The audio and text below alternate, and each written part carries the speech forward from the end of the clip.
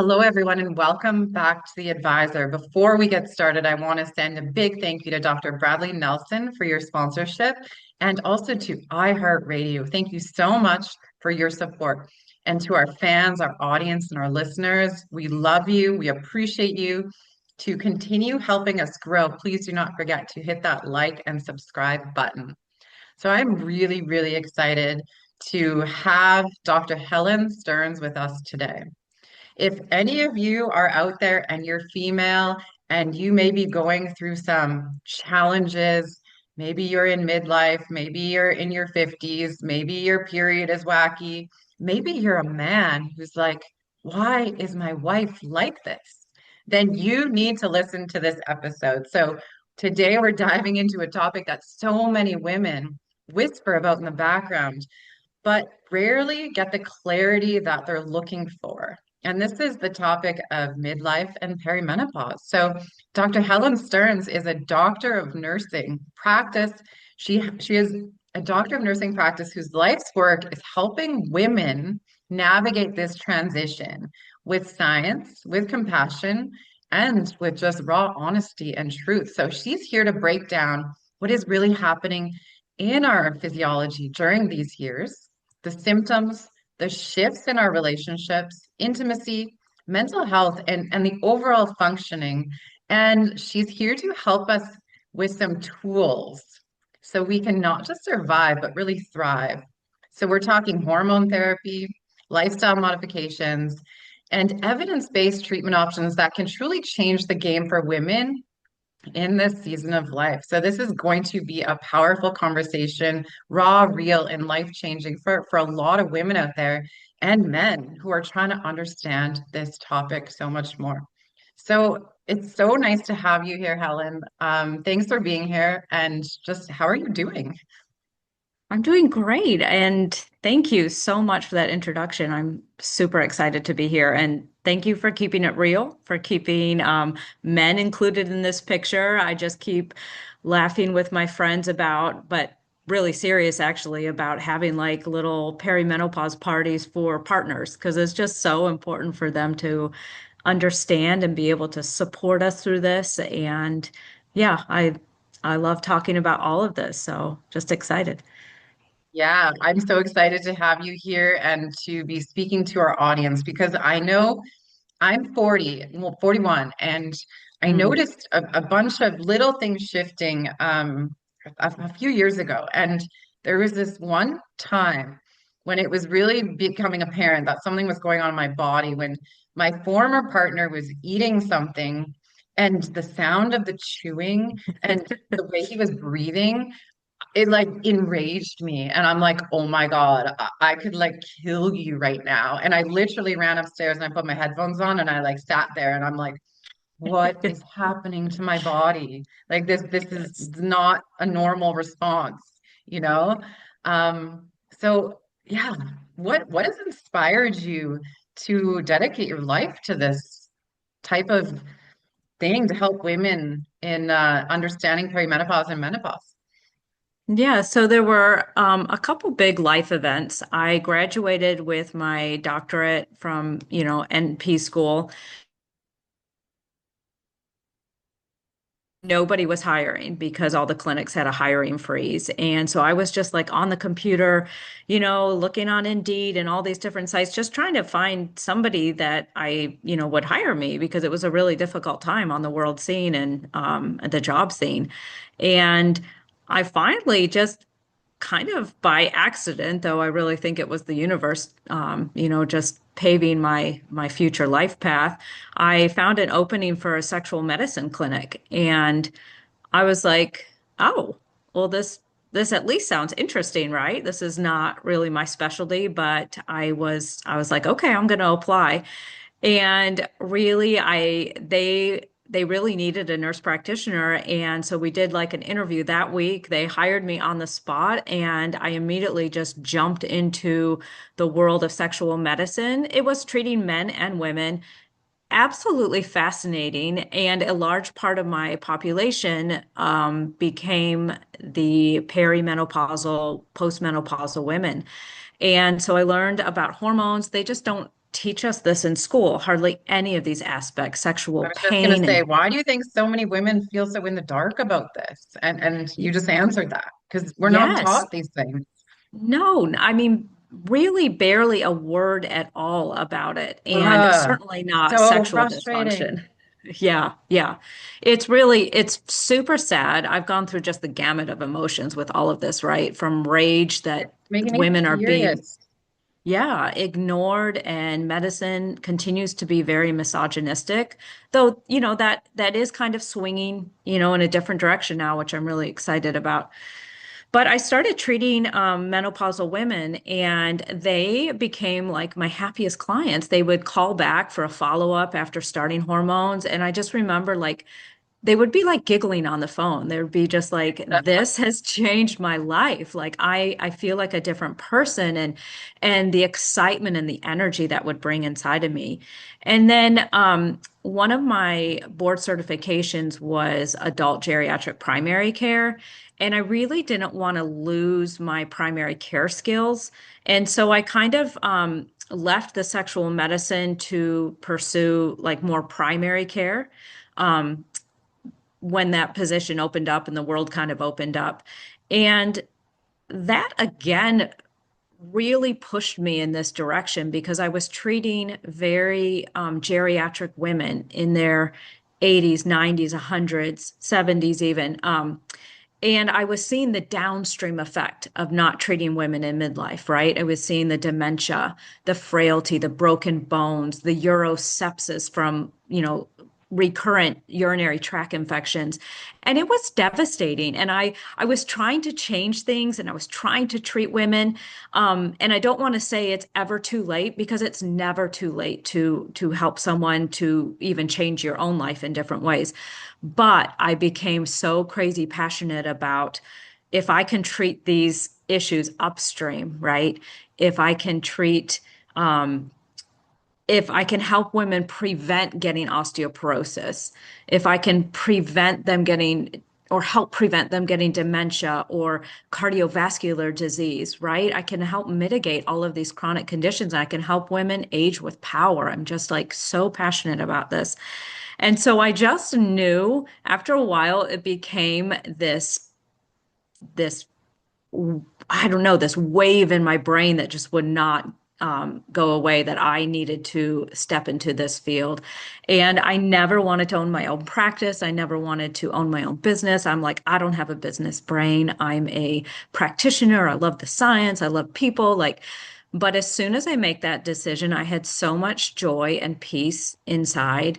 Um, it was actually rare for me to have that, just that incredible peace in my heart. And it's been a really exciting journey, treating women. I mean, you can probably just even hear it in my voice. I just love what I'm doing now. I'm so happy. And I am just, it's all about empowering women for me, educating women, treating women, right? And I find there's just this hunger and this and excitement in women. They're so eager to learn. This next generation is so eager. We're not going down without a fight, right?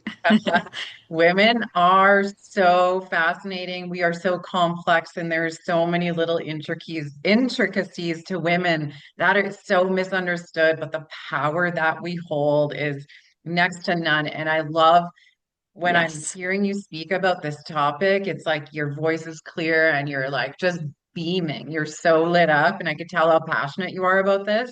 And that gets me excited because you're Yeah. excited, and our audience is going to hear that in your voice, and they're excited right now. They're like, "Oh my God, I need to know what she's going to say." So help us understand what is actually happening when the body starts going through these changes, and what are like some of the earliest signs and what age could that start out at for women? Yeah, those are all perfect lead-in questions for this. And it's funny because right before I jumped on this podcast with you, I was actually recording a little reel for my Instagram and just taking it right back to the basics, exactly the subject, perimenopausal symptoms. And so, yes, let's talk about the physiology really fast without geeking out too much on the science, because I think it's important to lay the foundation so women don't feel like they're alone. They don't feel like something is their fault, right? So during perimenopause, this is the time leading up to menopause. Menopause is scientifically, medically defined as a year, so 12 complete months after your final menstrual period. Then you are known as menopausal or postmenopausal.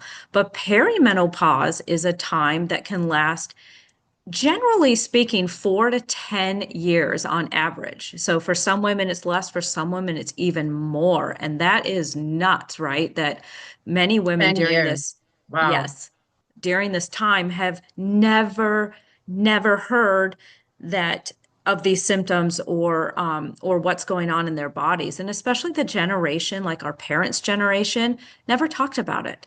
Like, No, did you ever hear your mom talking about no. perimenopause or what she I was going heard go through? go get a pad or tampon and then be done with it. Yeah, just silence. And they suffered through it. And that's what's really sad to me. But as far as when you can start it, um, perimenopause can start as early as the late 30s. And you can always enter premature menopause before then, but we're talking about sort of normal physiology, right? It's going to be your late 30s, early 40s. And and so what this time represents is really a decline in hormones, but instead of just this beautiful like slope down like men maybe experience, just this steady decrease in hormones. No, it's like a wild roller coaster of hormones. Our estrogen, our progesterone, everything is just going up and down. And this is why we This have like like within a 24-hour period? Is it up and down all the time, or is that what you mean? Like it's just all over the place? it really is all over the place. And this is why really medical, like evidence-based practice does not even recommend that lab testing guide treatment because I could Right? test That you makes on. sense because how could you go in? You don't know. You're always like up and down and all over the Yeah, place. you can go in and test one day and this is actually something I'm very passionate about because a lot of women in their 40s are being told this is like your lab levels look great, right? Oh, Come I've been back when told that, girl, so many times. You're fine. Your blood yes, work is great. yep. And so You're then we're not going taught through to it. yeah, we're taught to ignore our bodies, ignore our intuition, and then not only that, you're just left to suffer for however Oh, many more years, right? 100%. That's so Yeah. defeating. So defeating. You leave like, oh my God, so there's nothing I can do. Yeah. That's how it Yep. makes you And feel. yes, and then this is the fluctuating hormones are the reason that you can have this what's called perimenopausal rage. It's a rage that kind of just like comes out of nowhere. It's disproportionate to the trigger, right? Like your partner's breathing or chewing, right? My God, yeah. And and a lot of women are like these I was never an angry person or a lot of things a lot of times what Yeah. I hear from my I can't friends. even kill an ant, but I wanted to murder him that day. Yes, yes. Um, and anxiety also is one of the early or very, very common symptoms. And this is also where women are being done a disservice is they're just given a antidepressant and told to kind of, because providers don't know how to treat this. And and we should by now. There is enough, literature out there and data, but anxiety is a huge early symptom to answer your question. So, and even for my own journey, just to be a little personal, because I do think it helps to be honest and real. And Yes. I I sort of feel like I've been in perimenopause for a long time, but my own journey has been very it's been wonderful, but it's been complicated by I actually got pregnant and had a baby. She's a wonderful little 3.5-year-old girl now, but I had her when I was 43. So if you can imagine all the peripartum hormones that were mixed into the perimenopause and then breastfeeding, lactation can cause its own hormonal shifts And I just remember then going back into the workforce after having her, and the stress started to really, really climb and climb and climb, and the anxiety, and it was taking a big toll on my relationship with my partner. And we just sort of had this come to Jesus conversation about, he's just like, you're always like, criticizing me. I don't want to even come home these days. And it was just really a huge wake up call for me. And that's kind of when I really got serious about taking care of myself, starting to manage the stress. I found a provider that could actually help me with my hormone management, and life changing, life changing. I really started to make some big changes and dive into my own body and what I needed. But for other symptoms, one really early symptom that women often complain about that is so enlightening is sleep changes. You may have been a great sleeper, and I'll hear, yeah, just over the last 6 months, I'm all of a sudden not sleeping well. I'm waking up at 2, 3 in the morning, can't get back to sleep. These are very, very much a symptom of low, like progesterone, sometimes estrogen in our bodies.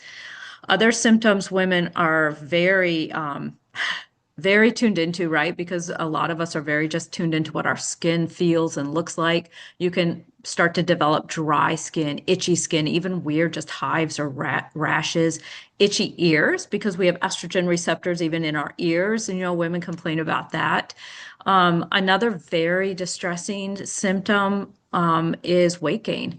Women, we go from generally about 4 to 5% visceral body fat, and perimenopause, it can like almost triple. And women are so distressed because all of a sudden you're carrying around more weight on your middle. And, um, that's really actually very distressing. I know it was for me. And trying to figure out, you're like, I haven't done anything differently. I can't get this weight to budge no matter what I'm doing. For me, I was like tracking macros. I was working out. I was walking. I was like hiring health coaches that specialize in all of this. And I was just like, I'm broken, like nothing's budging. And yeah, so my message to perimenopausal women continues to circle around this whole theme of like, you are not going crazy. This is not your fault. You're not alone. And there is help. There is support out there. Well, thank you for sharing your personal story because it's a really nice to hear directly from you that you've been through all of these things, so that just makes you more relatable, and it makes me think you really know and understand this topic. Secondly, more and more women are waiting to have children these days, and they are Yes. waiting until they're really in their really late 30s or early 40s to have children. And to know that there are options to help with the distress of the hormones is really powerful. Mhm. Um, because there's so many women that are walking around right now thinking, why am I feeling this way? I don't want to feel like this anymore, but I don't even know where to begin. Yes. Yep. That's true. And just learning about our bodies is just in and of itself is so empowering, right? And I tend to geek out on some of this science, but I really want women to, if now is a good time to kind of dig into a little more of the physiology of what's happening. I think Yes, it can please tell be, us. yeah, it can be really powerful. So the reason why like we're having like let's say the anxiety, the mood changes, the anger is we have estrogen and testosterone even receptors all over our body, including just so much in our brain. And they affect that serotonin, dopamine pathways in our brain. And this is why when you're not having the steady state of hormones, right? You're having just these very, very real chemical imbalances, changes that are happening. And so this isn't like our fault, but this is something that affects us very, very, in a very real way. And this is why we have changes to our skin because we have estrogen receptors all over our skin. And something that, if it's okay to talk about on this podcast, is like libido changes are very Oh, distressing for please. women. Sexual Yes, let's talk changes. about like the dryness that comes up and how, yeah, because that impacts so many people in their relationships. Hmm. And Yeah, women can so feel ashamed about it, even though it's not their fault. so ashamed. They feel so broken. It can cause so many relationship issues. In fact, so many divorces happen during this time, and it's really sad to me. Um, it's not that this is necessarily the whole reason, right? There's obviously other reasons, but it's so important to understand and to be able to communicate with your partner, which is why I'm really like even this whole sex issue is just incredibly important to know what's going on and um, to know that there's hope and there's help. And often many of these changes are very easy to fix. Not always, some of them are more complicated, but like the vaginal dryness, this is another subject that I really, really love to talk about because I saw so many urinary issues in my geriatric population. And really, it cannot be overstated how important treating vaginal vulvar issues is. But to tie it all into the libido and the sexual health is when we lose estrogen and testosterone in our bodies, it very much affects the vagina and the vulva. Those tissues are very, very hormonally mediated, very unique tissues in our body. And when we lose the estrogen, it changes the pH in our vagina, causes a lot of epithelial changes. It predisposes us to urinary tract infections. So a lot of women will say, hey, like I'm starting to get a lot of urinary tract infections, which ultimately, as the years go by, can be deadly, right? As you become um, resistant to antibiotics. But it also causes a lot of dryness, which is where like pain with sex comes in. And sex should never be painful, not unless you want it to be, right? Like Yeah. this should not, and this is why women often are like not interested in sex because if it's uncomfortable and it's excruciating, of course it's not going to be pleasurable. And they're shy and scared to talk about it with their partners often, right? Their partners are feeling rejected or they're feeling broken. This can really, really be a big deal. And this is why I'm also very, very passionate about treating the vulva and the vagina and even libido. Libido is going to be more affected by systemic hormone therapy. But the vulva and vagina, it's very easy to treat with a localized hormone cream. And this has even been shown to be safe in breast cancer survivors. It's safe for about 99.9% of the female population. And this is something that I really tell my patients, I want you to be on this till the day you die. Like this I is that love that. important. I'm getting fired up because I know for me, like turning 40, I'm like, finally, I love myself completely and I'm so wholesome. And now I can express myself I love without that. any type of reservation. And I'm just in my prime. And most women go through this. And then to have their vagina dry up and not be able to have sex in their prime when they're like, I don't care how my body looks Yeah. anymore. I just want to feel good and feel pleasure. How devastating. Yeah. Yeah. And this is why like it's really great to treat as early as possible. Just to give it a really a story to back this up. And this actually I have heard many times, but I did have a client a few weeks ago, and she has not been able to have sex with her husband for many years, actually. And because every time she does, there's excruciating pain and even bleeding. And so she's been scared to even let her husband put his arms around her and cuddle because she's been scared that it would lead to something else, right? And if you can imagine just that kind of lack of loss of intimacy and yeah, and the toll that it can take on both of them because she wants it, right? She wants to want it, but she's so scared of the pain. Well, she went to a provider, and the provider told her, guess what? The provider said, you just need to have a glass of wine beforehand. What? Oh my I God, know. that makes me so mad. It made me just enraged. And I've heard that before from women, and it's Have a glass of unbelievable. wine. Can you Wow. imagine like somebody telling a man that, like if they weren't functioning properly, or we just have all of these therapies for men and we take it so seriously. And then I'm like, What? Like, I just want to use Wow. like a bad word right now because I'm just like, I know it, I'm it, ready to pick up this whatever I have over here and throw it through my window. yeah, And it's my just, hormones are under control. yeah, Actual yeah. rage. So yeah, this is where like treatment for women really is we've got a long way to go. And yeah, it's actually kind of sad, really sad too.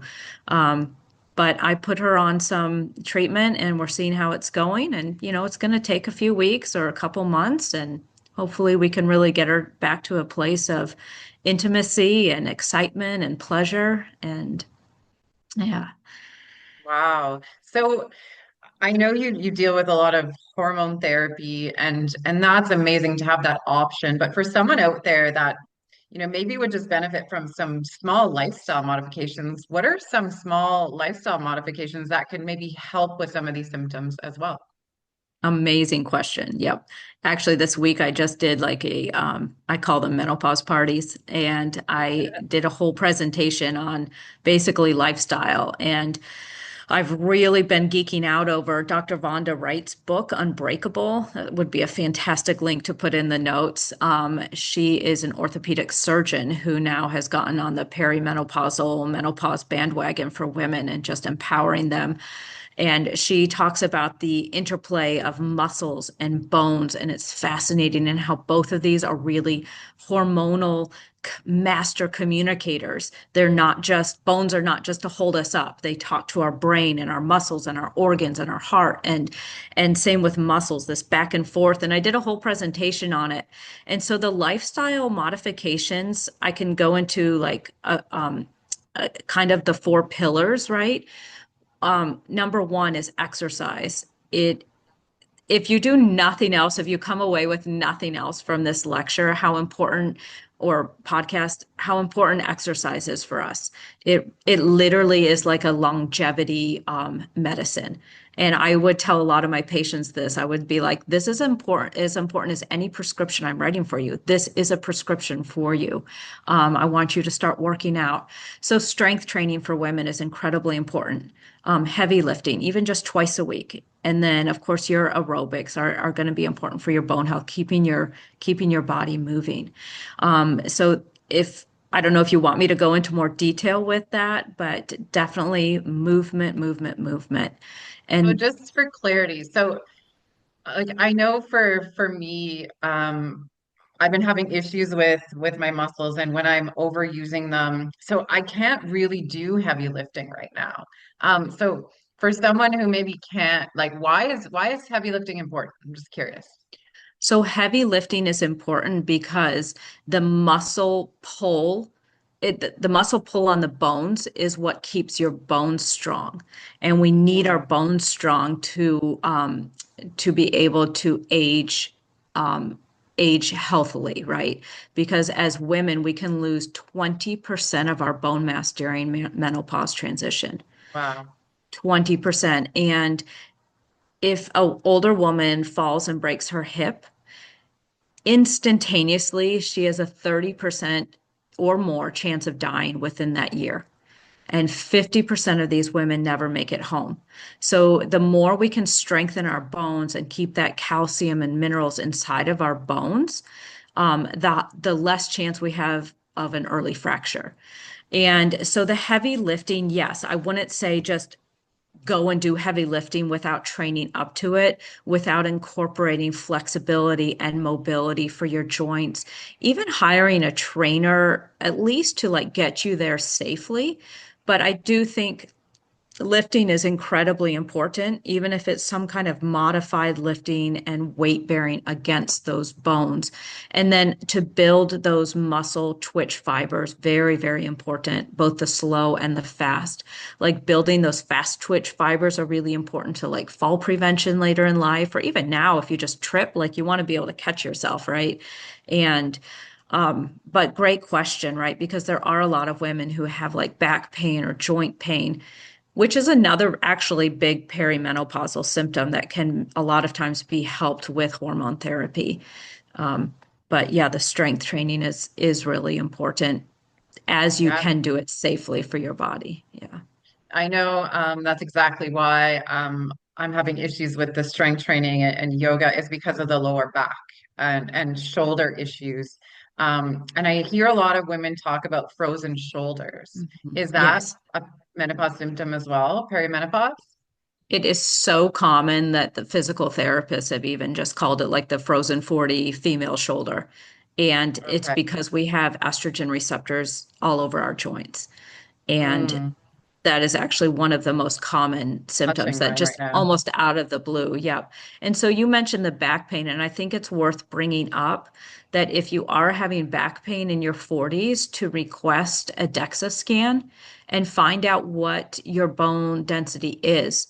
And the current guidelines state like DEXA scans should start at age 65, and many of us providers feel like that's way too late to be scanning, especially if you're having back pain, to see if maybe you do have some osteopenia going on or what's going on in your spine, which is a very common place for like spontaneous or compression fractures.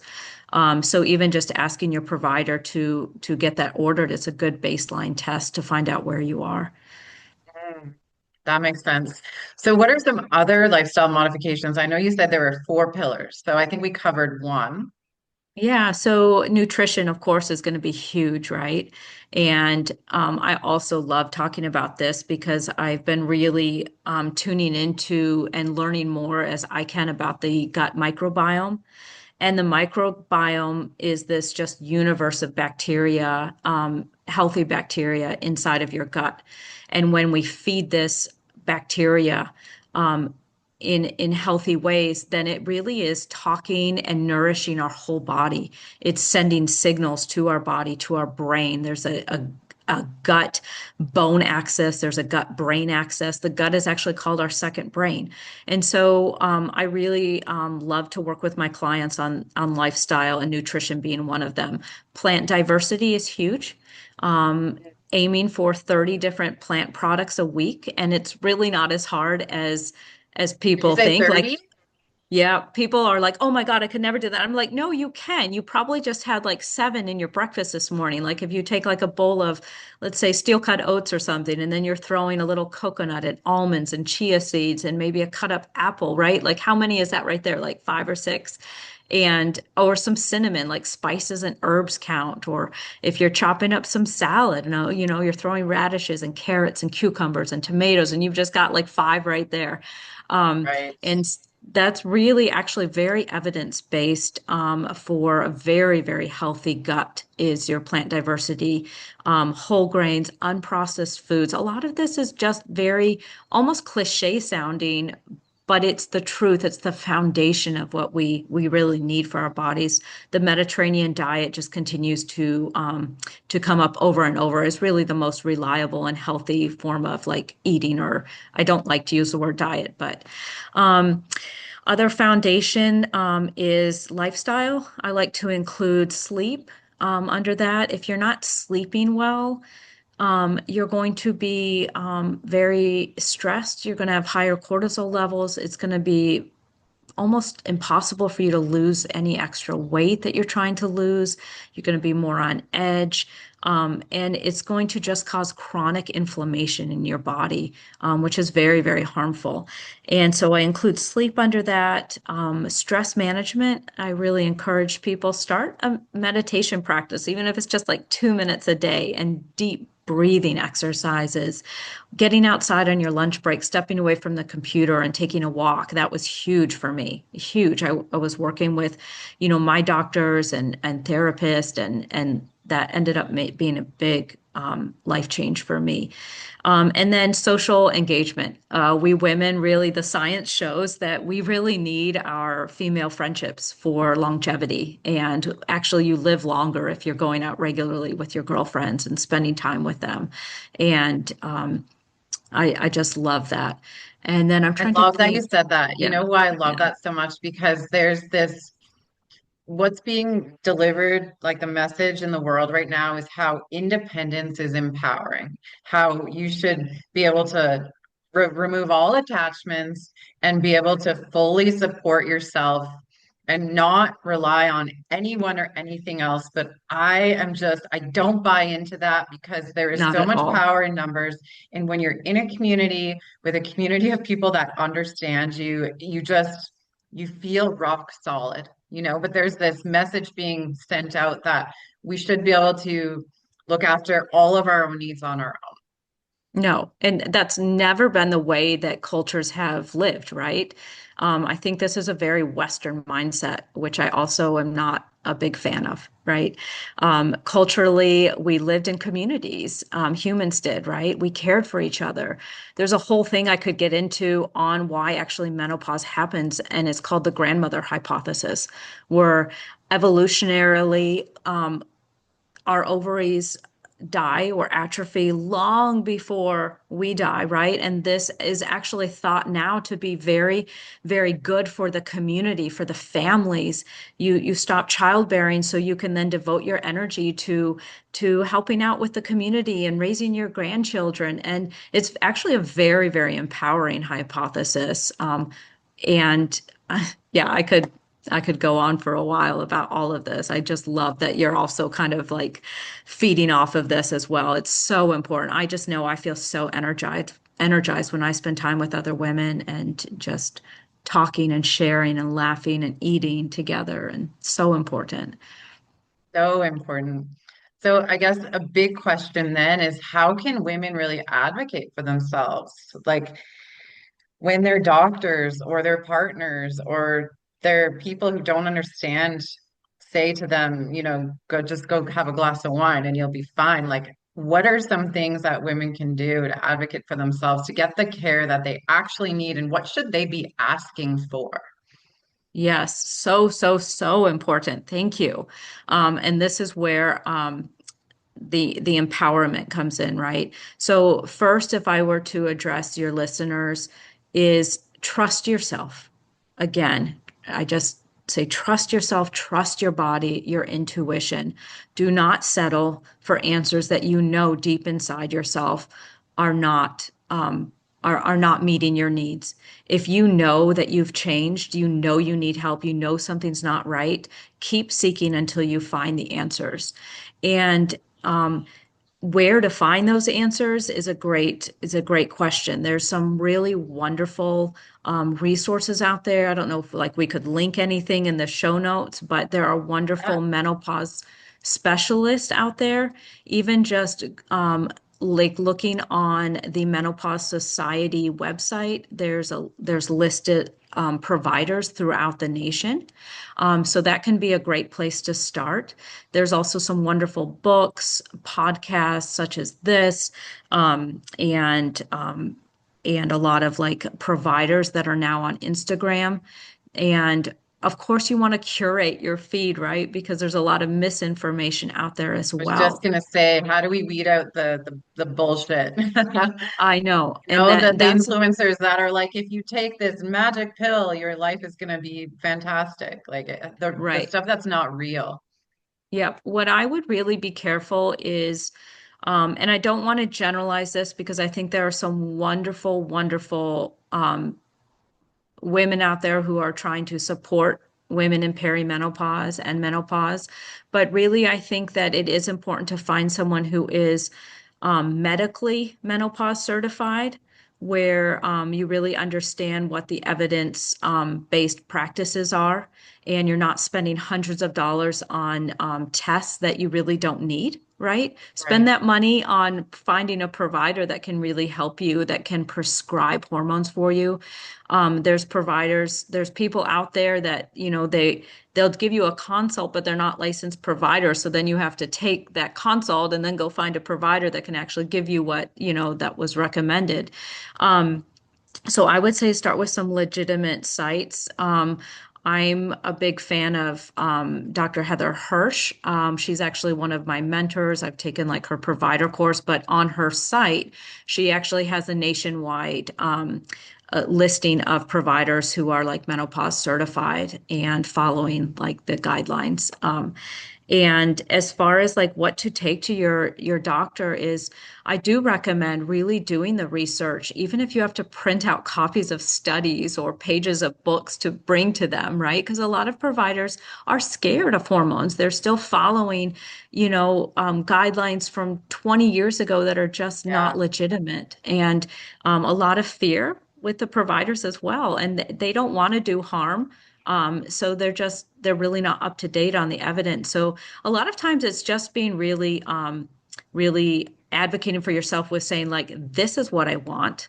And I know this is safe. I've heard this, right? And this is also what I want. And but yeah, it can be hard for someone to find those legitimate sources. I'm trying to kind of think out loud because like Yeah, and you I know what? Actually in Canada, and I know I tried to make an appointment, and their wait list was like months. I'm talking Canada like can be hard. nine Yeah. months to get Yeah. in, and I was like, "Holy crap!" So what do you do then? That can be hard. If, yeah, in the insurance-based system, it can be hard to find a provider. Some people are waiting that long, and that's what's really sad. Um, a lot of um, a lot of providers in the actual just dedicated menopause space, you can get in a lot sooner.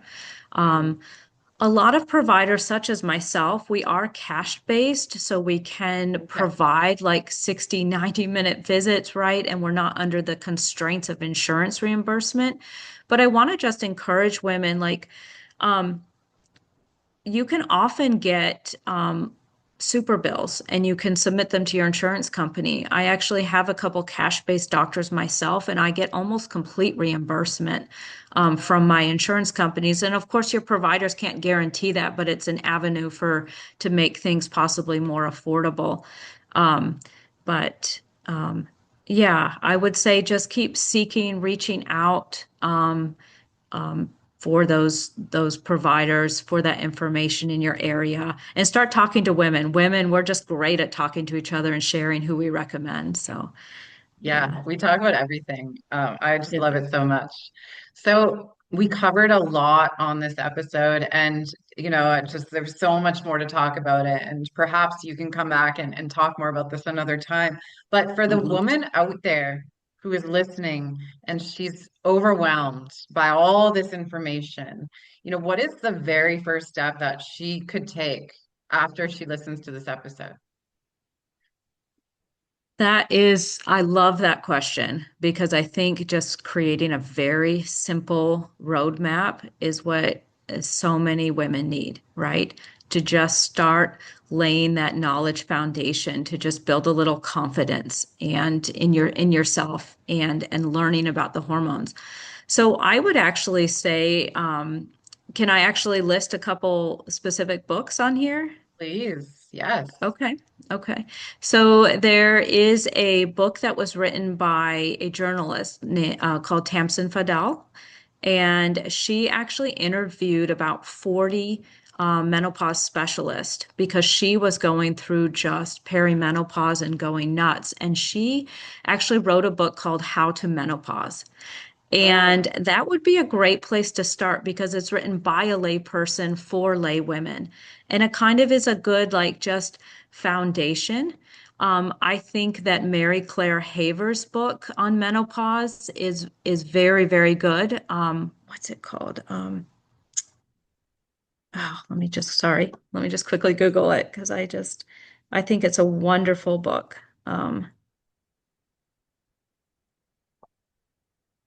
Yeah, I love where you're going with this. It's like inform, like get the information and educate.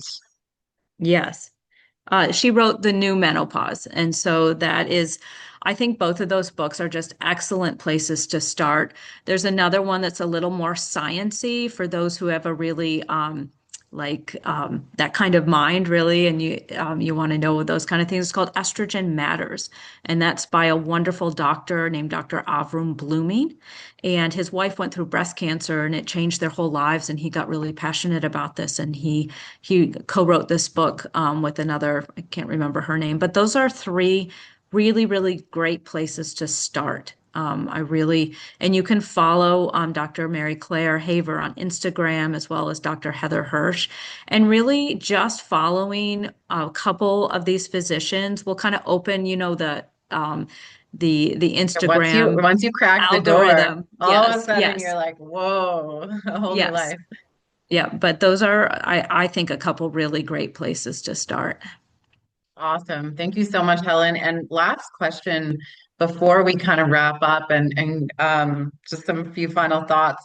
What about the lifestyle change for the woman out there that heard us talk about sleep and exercise and diet? And maybe there's a woman out there that's like, oh my God, that feels like so much in this moment. What would be the first thing that you would suggest that they do? Just a very simple, easy step that's going to make a difference. Yeah, absolutely. Move your body. Move your body. Like get in some nature, go for a walk. It doesn't have to be hard. And you'll start to find, I think, a little more peace. You'll actually find a little more energy. The more we move, we actually have more energy. And it can be hard when your hormones are imbalanced. So I do think hormone therapy, of course, is very important if you're a good candidate for it to kind of be able to do these lifestyle modifications. But yes, just to keep it simple, is moving your body. And then if I can sneak in another one, it's going to be your sleep. If you can really, really hone in on your sleep, and this is where hormones can be game changers. But again, um, cool, dark room, good sleep hygiene, staying away from the screens, the politics before bed, right? Oh, it's so And hard. It's like I lay down and I'm like my phone and no one's bothering me. And I'm like, I can finally just watch whatever I want to. But then yeah, it's like 1 in the morning and I'm like, yeah, shoot, now I yeah. can't sleep at all. Yep, I would say that and then just really trying to really stay away from ultra processed foods as much as possible. Just your whole unpackaged foods, making good choices there. I know that was more than one, sorry. No, it's all good. It's been so much fun. So tell people where they can find more information about you and what you do and just give us a little brief overview. Because I know there's women out there that are like, how do I find this woman? I need to talk to Helen. Yeah, absolutely. So I am located in California. Currently only licensed for California, but I'm absolutely happy for you to contact me if you're looking for other providers in other states. Again, I have really great resources. I'm part of a wonderful provider circle. We're communicating all the time nationwide. So don't hesitate, don't be shy about reaching out to me. I really mean that. I'm passionate about educating, empowering you, and happy to help you find somebody. But I am licensed for all of California, and I'm located in Southern California, but I do telemedicine primarily.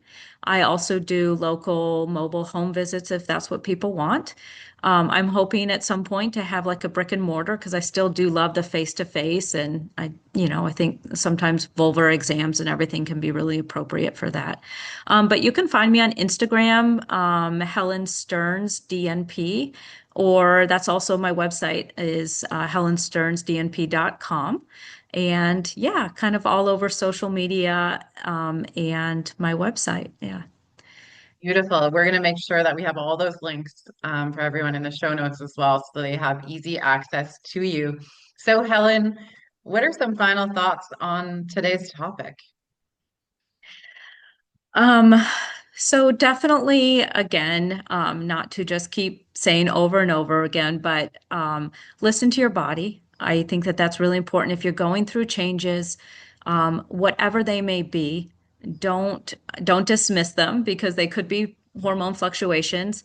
And I actually give a free guide on perimenopausal symptoms. You can grab that on my Instagram bio or my website, and that's actually really cool for women to see because there's over 40 documented symptoms of menopause and probably even a lot more that haven't really been documented. So go and grab a copy of that because that can be the start of your journey, and a really powerful start to recognize that.